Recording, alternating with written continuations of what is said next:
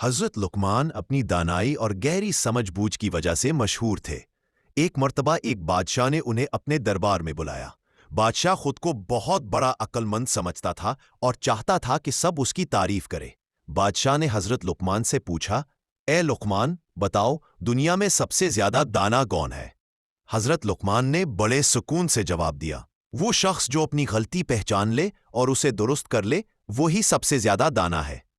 بادشاہ نے دوبارہ سوال کیا، اور سب سے زیادہ بے وقوف کون ہے؟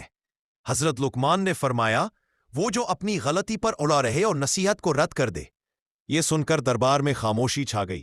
بادشاہ سمجھ گیا کہ بات اس پر بھی صادق آتی ہے۔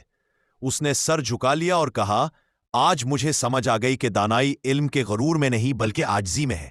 حضرت لقمان نے مزید فرمایا، علم بغیر عمل کے بوجھ ہے اور عمل بغیر اخلاص کے بے فائدہ۔ اس واقعے سے حاصل ہونے والی حکمت سچی دانائی اپنی اصلاح میں ہے۔ نصیحت قبول کرنا عقل مندی کی علامت ہے۔ غرور عقل کو اندھا کر دیتا ہے، عاجزی انسان کو بلند کرتی ہے۔ یہی حضرت لقمان کی حکمت تھی کہ وہ بات کم لیکن معنی خیز کرتے تھے۔